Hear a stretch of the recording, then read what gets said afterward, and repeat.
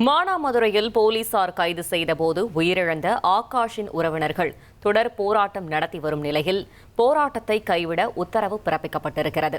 ஆகாஷின் உறவினர்கள் போராட்டத்தை 15 நிமிடங்களில் கைவிட வேண்டும் என்று சென்னை உயர்நீதிமன்ற மதுரை அமர்வு உத்தரவு பிறப்பித்திருக்கிறது.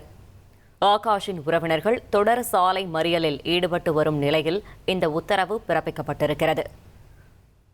போலீசார் கைது செய்தபோது உயிரிழந்த ஆகாஷின் உறவினர்கள் போராட்டத்தை கைவிட உயர்நீதிமன்ற மதுரை அமர்வு உத்தரவு பிறப்பித்திருக்கிறது. முக்கிய செய்தியாக பார்த்து வருகிறோம்.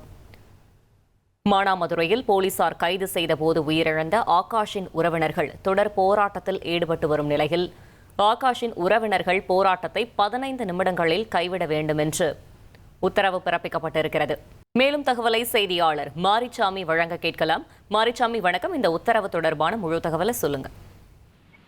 மானாமதுரையில் ஆகாஷ் என்ற வாலிபர் காவல் மரணம் அடைந்த வழக்கு, அவரது உடல் பிரேத பரிசோதனை செய்யப்பட்டு மதுரை அரசு மருத்துவமனையில் இருக்கிறது. அவருடைய உடலை வாங்க மறுத்து அவருடைய உறவினர்கள் மானாமதுரை, அதாவது ராமநாதபுரம் ராமேஸ்வரம் தேசிய நெடுஞ்சாலையில் போராட்டம் செய்து வருகிறார்கள். மானாமதுரை என்ற இடத்தில், அந்த மானாமதுரை பகுதியில் தான் அவர் ஆகாஷ் என்பவர் அந்த காவல்துறையினரால் விசாரணைக்கு அழைத்து செல்லப்பட்டு அவரது அவரது காலை காவல்துறையினர் உடைத்திருக்கிறார்கள் என்பதுதான் குற்றச்சாட்டு. அவர்களுடைய உறவினர்கள் கூறுவது, அவர்கள் அந்த போலீசார் மீது கொலை வழக்கு பதிய வேண்டும், தகுந்த இழப்பீடு வழங்க வேண்டும் என்று வழக்கு தொடர்ந்திருந்தார்கள். அந்த வழக்கில் உரிய உத்தரவுகள் பிறப்பிக்கப்படும். ஆனால் நீங்கள் அந்த போராட்டத்தை பொதுமக்களுக்கு இடைஞ்சல் இல்லாத அளவிற்கு, அதாவது தேசிய நெடுஞ்சாலையில் போராடக்கூடாது, மானாமதுரை பழைய பேருந்து நிலையத்தில் போராடலாம் என உயர்நீதிமன்ற மதுரை அமர்வு நீதிபதி விக்டோரியா கௌரி உத்தரவிட்டிருந்தார்.